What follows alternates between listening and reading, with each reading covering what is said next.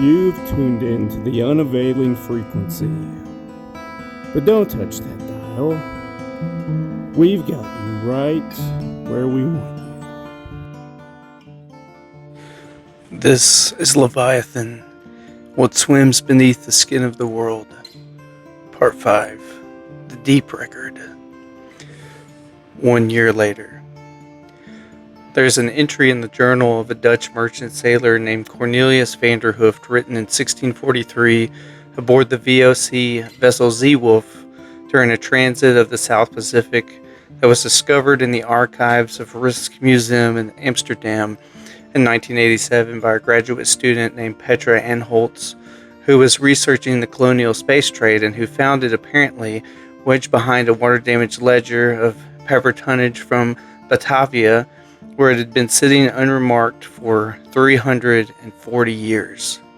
The entry is dated the 14th of March.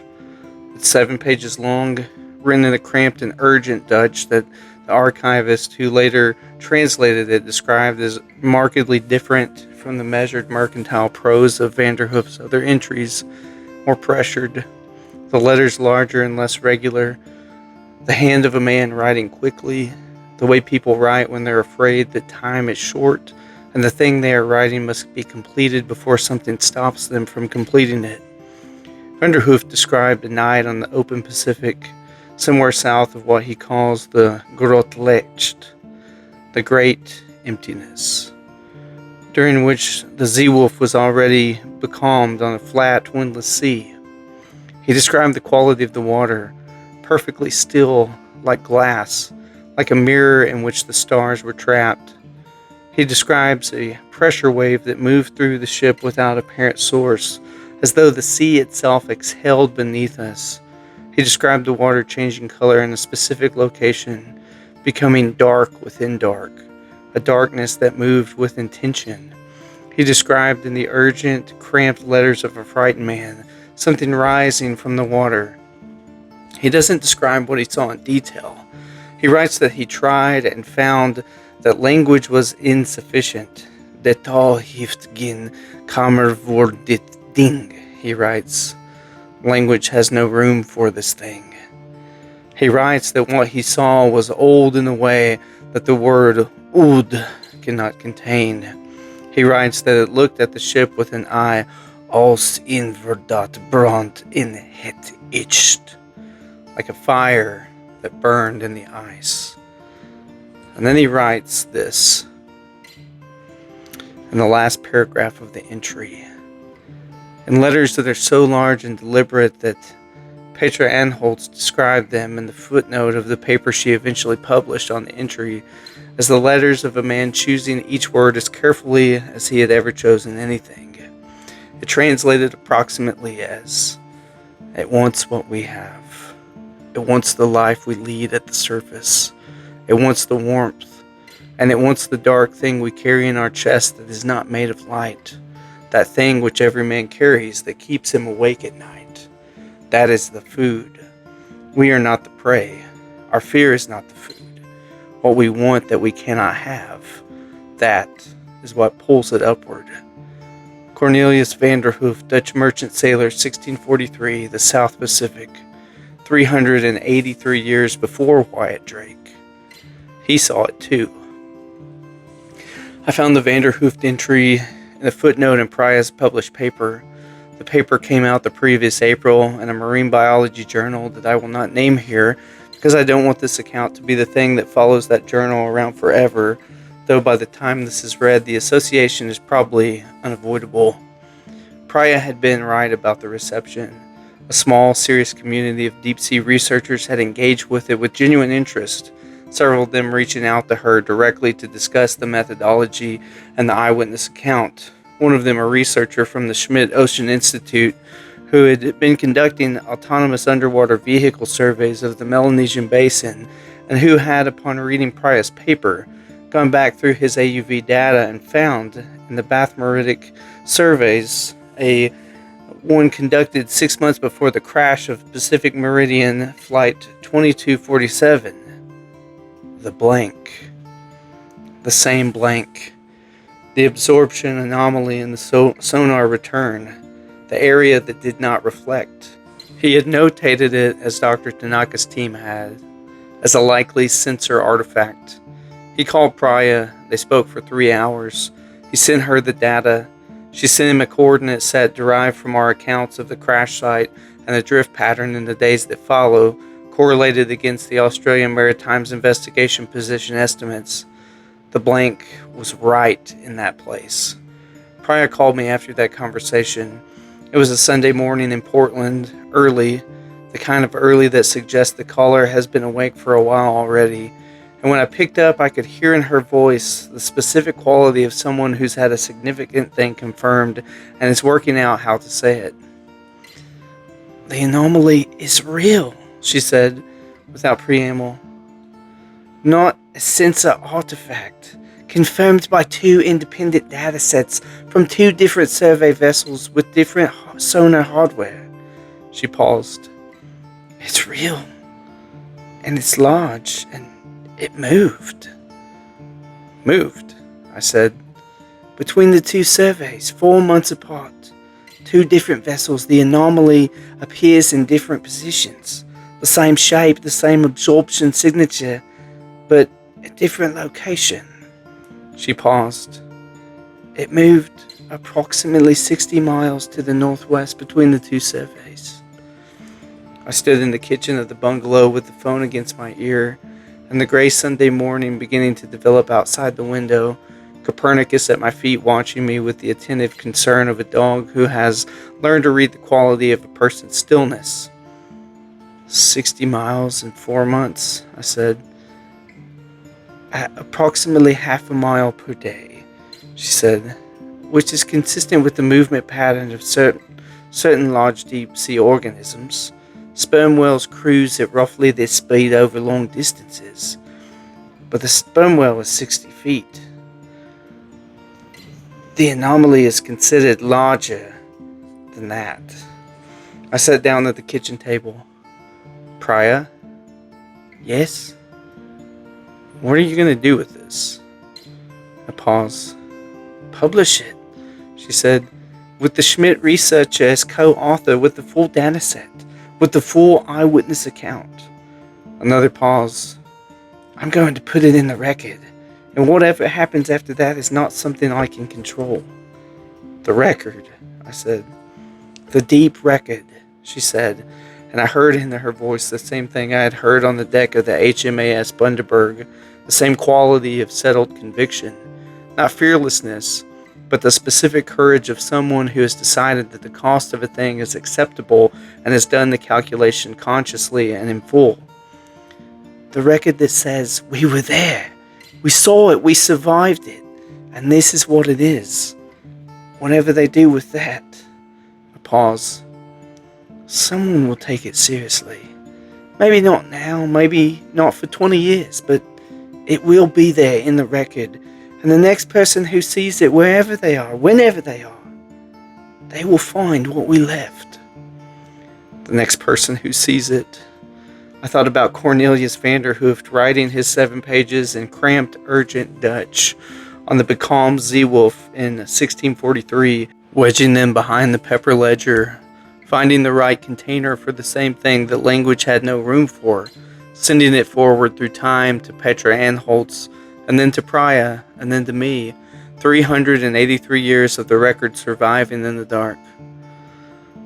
"Okay," I said. "Okay, well, add my account to the paper, whatever you need."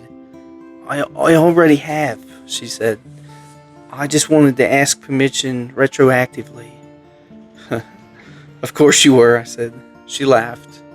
The first time I'd heard her laugh, it was like everything else about Priya, precisely calibrated and entirely real. "How are you?" she said with the warmth of the word restored. "Well, I'm working on it," I said. Well, that was true. I thought might always be true.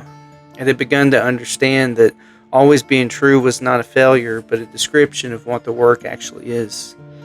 "Good," she said. That's the right answer." Carson came to Portland in June.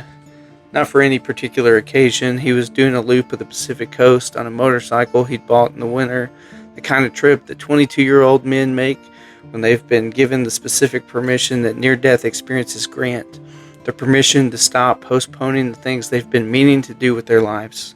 He texted me from Astoria to say he was an hour out. I told him to come by the bungalow. Renata made dinner, and the three of us sat on the back porch until 11 o'clock in the warm June night, with wine and the citronella candles, and Copernicus patrolling the perimeter of the yard with his customary thoroughness. Carson looked good, not unaffected. Nobody who's been through what he'd been through could look unaffected. I would have been suspicious of anyone who did. But he looked good in the way that people look when they've done the hard thing and found that they survived it. The guilty hunch he'd carried and his shoulders on the wreckage, it was gone. Something had opened up in his posture, the physical adjustment of the person who'd been carrying something in his body that he has now set down. He had been to see Jake's parents in February. He told me about it in a message at the time, 3 lines, spare and factual, the way he communicated the things that cost him most. Went to Columbus, saw them, hard and right. Jake's mom cried and then made me lunch. And then a line that I read and reread. Told them he talked about our trip all the time. They said they were glad I went, even alone. And then, I think Jake would have liked the part with the thing in the water. He was weird about the ocean. On the back porch in June, he told me the rest of it, the full version, the one that took 2 hours and a bottle of wine and the specific privacy of a late night with people who already know the outline. He told me about sitting in Jake's parents' room in Columbus, the family photos on the wall, Jake's high school track trophies on the shelf, the particular domestic archaeology of a family home that has been lived in by the same people for 20 years, and he felt the weight of guilt come off him as he talked, not all at once, not dramatically, in stages. As the conversation went on and Jake's mother kept offering him more food and Jake's father kept asking more questions about the trip, about what Carson was planning next, about life, as though the fact of Carson's continued life was something worth being interested in and not a guilty reminder of what Jake's was not. He told me he had gone surfing in Fiji in the spring. The trip was finished. He had surfed the break that he and Jake had been planning to surf on a morning when the water was clear and the swell was consistent and the beach was empty except for 2 local fishermen who watched him from the sand with a patient interest of people who have seen many visitors pass through and have formed no strong opinions about them. He'd paddled out and sat on the board in the lineup and looked back at the beach and looked out at the horizon and thought about Jake, specifically and without flinching, for a long time. And then I surfed, he said, because that was the point. That was what we were going to do. He paused. It was good. It was a really good wave. Renata across the table had tears on her face that she wasn't managing or excusing. She had heard the full story from me months ago, all of it. She had carried it with me in the way that she carries things that belong to me, not taking them from me, not reprocessing them into something more comfortable, but simply holding the other end of them, which is the only form of support that actually works. She had cried twice, telling it, and then gotten up and held my face in her hands for a long time without saying anything, which was worth more than anything she could have said, and which had cost her something, and which I had received completely without any audit, without any calculation, with nothing but the open-handed gratitude of a man who's been giving the real thing. Carson raised his glass. To Gordon, he said. It was not a question, not a toast in a traditional sense either. Just a name, just the act of saying it, putting it in the air in the June evening, of insisting on his presence. To Gordon, Renata said and raised her glass, because Renata had absorbed Gordon too, his granddaughter, the light still on in the house, the patient military pragmatism, and to the way she understood what I had come back from. To Bethany, I said. We held the names warm in the June air for a moment. Then Carson drank and we drank, and Copernicus put his head on Carson's knee with the unerring instinct of a dog for the person in the room who most needs a dog's attention. What are you going to do? I asked, with the rest of the loop after Portland. He had the look of a person who had given this real thought and arrived at a real answer. I'm going to finish the coast, he said, down to Big Sur, and then I'm going to go back to school. He paused. Not business. I want to do something with the water.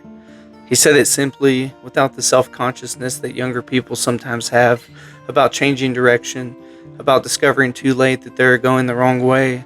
He said it the way you say a thing that has been true for a while, and that you're only now given the right name. Marine conservation, I think. I don't know the specifics yet, but the water. He paused. I need to understand the water. I looked at him. 22 years old, clear-eyed and present, turning himself like a compass needle toward the thing that had almost killed him, which is either the bravest or the most human thing a person can do. I'm not sure there's a meaningful difference. Go talk to Priya, I said. She'll know where to start. I already emailed her, he said. She replied with a 12-point reading list. He paused. The first one is the Book of Job. Renata laughed. The real one, the one that reaches her eyes, and I felt it in my chest where the cold, dark thing used to live, warm and unaudited and completely and freely received. Harriet Gordon Platt was born on November 3rd, 7 pounds 4 ounces, to Gordon's daughter Melissa at a hospital in San Diego, with her husband and Gordon's sister in the room and a framed photograph of Gordon on the windowsill that Melissa had put there that morning. She told me later because she wanted him to see her. I know this because Melissa called me. She had found me through the investigation, the survivor list, publicly available, the formal account of who had been on the plane and who had come off the water. She'd called to thank me, which I had not known how to receive, and had said so honestly, telling her that Gordon was the reason any of us had made it through the first 2 days, that his competence and his patience and his particular willingness to be the one who goes in twice in a storm in the middle of the night had been the structural logic of our survival, that he had been the bravest man I had ever been beside in a genuinely dangerous situation, and that I thought about him every single day. She'd been quiet for a moment, and then she had said, "He told me about the grandbaby right before he left. He said it was the thing he was most looking forward to in the world." She paused. "He said to me," and this is such a dad thing to say, he said, "I've done the hard part in my life, and now I get to do the good part." The good part. He'd been on his way to the good part. And I sat with that for a long time after the call, in the particular quiet of something that is not resolution, but something adjacent to it. The awareness that the story of Gordon Platt does not end with the water closing over him, but it continues in a 7 pound 4 ounce girl named Harriet on a hospital windowsill in San Diego, that the thread of him runs forward through time in a way that all threads run forward if you let them, if you refuse to let the dark water be the last word. I sent Melissa a card when Harriet arrived. Nothing elaborate. I am not, have never been, a man who is good at cards, but I wrote one sentence after a long time sitting at the kitchen table with the pen not moving. Gordon made sure we had enough time to be found, and I will spend the rest of my life being grateful for it. She texted back a photo of Harriet, 3 days old, in a yellow onesie with Gordon's nose unmistakably, and the expression of someone who has arrived somewhere very new and is assessing it with complete seriousness. I put the photo on the refrigerator with a magnet. It's still there. I want to tell you what I know about the Leviathan now, a year out from the elevated position of a man who's had time to read and think and cross-reference and discuss and sit with what happened. I want to give you the full account, the theological, mythological, scientific, such as it is. Not because any single thread of it is sufficient, but because the truth about a thing like the Leviathan is the kind of truth that only comes from the combination of all the threads. The way a rope is only a rope when enough individual fibers are twisted together to bear the weight.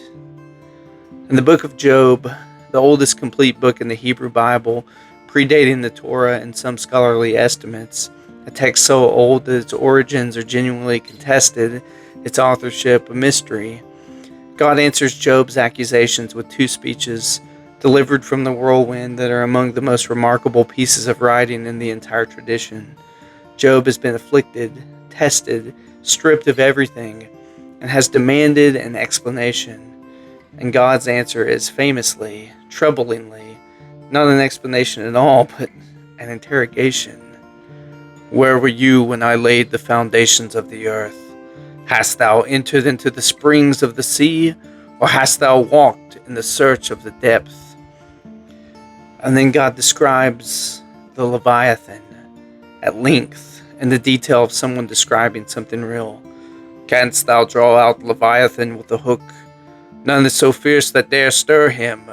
Who then is able to stand before me?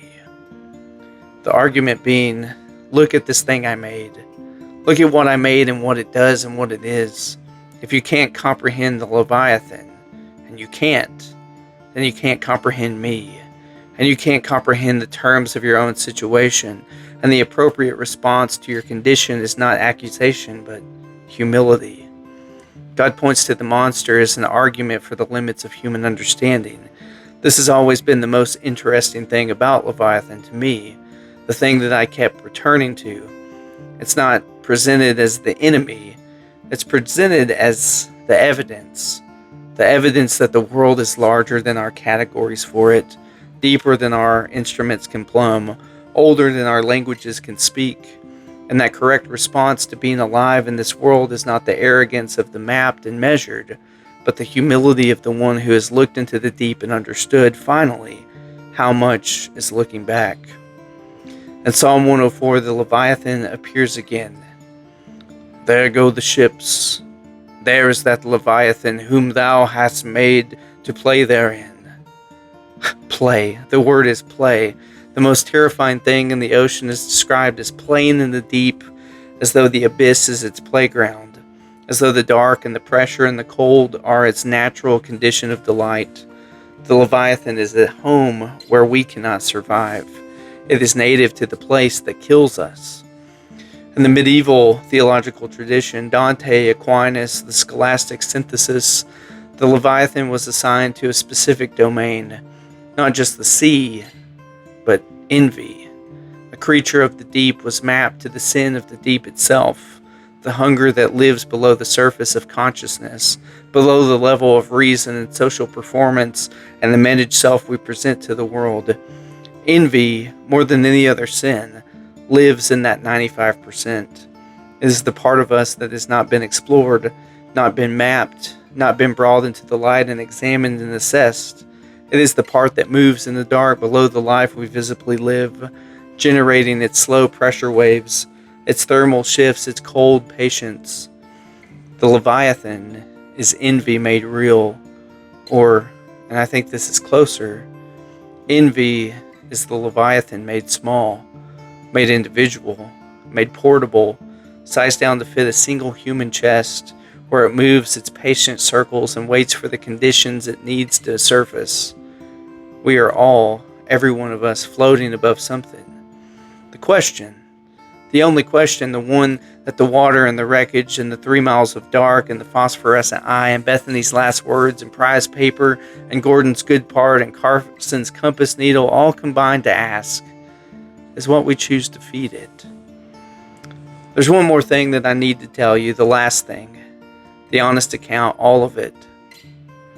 2 weeks ago, I was in the bathroom of the bungalow, early morning, the specific gray Portland morning that has characterized every significant moment in the story, as though the city's weather has decided to be consistent for thematic reasons. I was at the sink, running water, and I caught my own face in the mirror, which is such an ordinary thing it barely registers on most mornings. You look in the mirror, you see yourself, you perform the brief inventory of the face that faces do, and you move on. But on this particular morning, I looked at my face in the mirror of the bathroom of the bungalow I'd always been slowly and lovingly rebuilding for 3 years, and I felt the cold, dark thing again. It began to stir. Not the Leviathan, not the ancient geological hunger of the deep, just mine. The small, portable, individual-sized version, the one in my chest, the one that never fully left and never will. It stirred because of something I had read the night before, an industry newsletter, the kind of thing I scan on my phone in the 10 minutes before sleep. and ending a brief item about Meridian Pacific Consulting landing a significant new contract, a multi-year environmental assessment of the Pacific Rim infrastructure projects. And in the item, Marcus's name as the lead analyst. His name, first lead analyst, a significant contract.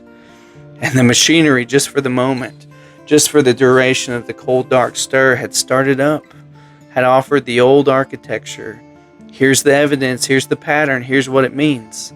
The cold, competent voice of envy saying, you should have that. You should be first. You were always first, and now you're not, and this is because of him and because of what he did. And I looked at myself in the mirror. I saw that machinery running, and I said out loud, quietly in the gray bathroom of the gray Portland morning, the same thing I had said in the dream on the open Pacific to the phosphorescent eye 12 feet across that was looking at me with my own hunger magnified. I see you, and I know who you are, and you are not getting back in. The machinery ran for another moment. The cold dark thing circled once, twice, the way the Leviathan circled before deciding to descend. And then it went quiet.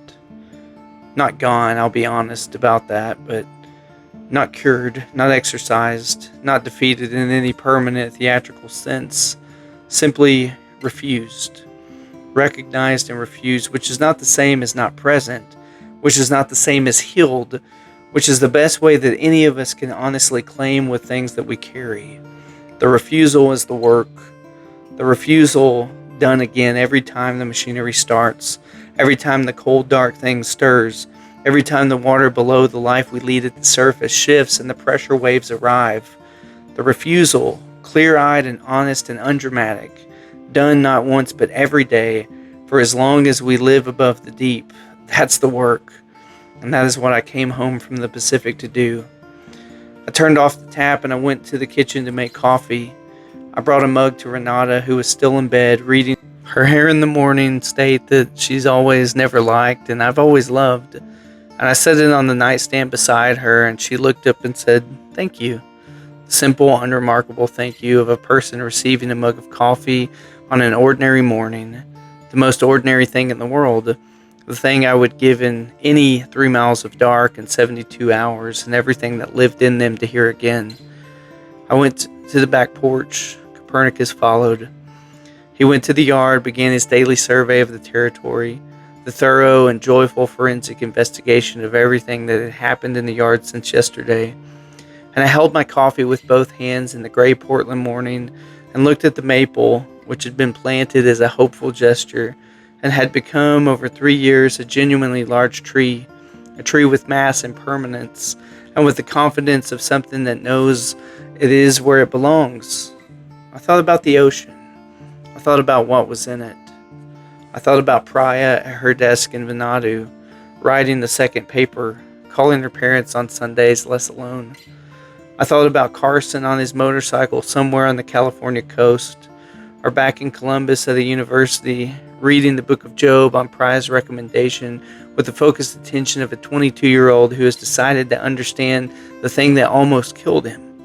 I thought about Melissa in San Diego, about Harriet taking her to the park, the yellow onesie replaced by something new, Gordon's nose on a face that grows more specific every day. I thought about Bethany, who I would think about every day for the rest of my life, her last second, the choice that she made in it, the message she sent forward with me out of the water. And I thought about the Leviathan, down there, 3 miles down, moving in its slow 60 miles in 4-month arcs, through the unmapped dark, through the blank in the Bathmeridic survey, through the 95% of the world that we have agreed to call unknown, because the alternative is looking at it clearly, patient in the way that things are patient when they've existed longer than patience is a concept, feeding on what rises from the world above the water, the accumulated hunger of 8 billion people carrying their cold dark things in their chest, generating the slow consistent pressure of wanting what they don't have, of seeing others good as their own diminishment, of love turned into surveillance and work turned into competition, and every good thing clutched so tightly that the clutching destroys it. It was down there, and it would always be down there. And I was up here on the back porch with the coffee and the dog and the woman with the clay-smelling hands and the bungalow and the maple tree and the ordinary Tuesday of my life. And the cold dark thing in my chest, quiet for now, refused for now, held at depth by the ongoing act of choosing to live at the surface, openly, honestly, with empty hands and the cost paid and the account kept true. The Pacific was 3 hours by air from Portland, 3 hours and 3 miles of water, and the Leviathan in the dark below it. And I was here. Here.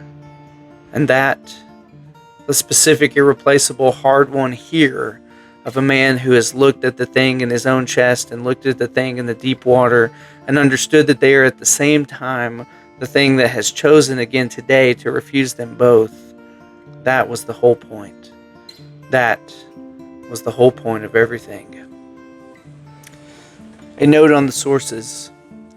Cornelius Vanderhoof's journal entry of March 14, 1643, as cited in Dr. Priaschetti's paper, Anomalous Organisms Enter in the Melanesian Basin, co-authored with Dr. James O'Core, Schmidt Ocean Institute, is available in translation in the supplementary materials of that paper. The Rijksmuseum archive reference is linked in the footnotes. Dr. Shetty's paper is available upon request from the Journal of Publication. The Bathmeridic anomaly data from the Melanesian Basin surveys is included as an appendix to the paper and remains, as of this writing, officially unclassified and unresolved. Pacific Meridian Flight 2247 is listed in the Australian Transport Safety Bureau Accident Database as case reference MO 2025-009, cause of crash undetermined, contributing factors under investigation. As of this writing, we have explored approximately 5% of the Earth's ocean. The rest remains. Leviathan. Wyatt Drake, Portland, October, 1 year later. On the 7 deadly sins in the Leviathan. In medieval Christian tradition, each of the 7 deadly sins was assigned a demonic guardian, a being whose nature embodied the sin it governed. Envy's guardian was the Leviathan. Of all the assignments, this one has always seemed the most accurate, because envy alone among the sins is defined by not what it does, but by what it cannot stop wanting. It is the hunger without a bottom, the wanting without a destination, the cold, patient, self-sustaining dark that lives below the life we visibly lead, waiting for the conditions that allow it to surface. We all float above it. The question is what we choose to carry.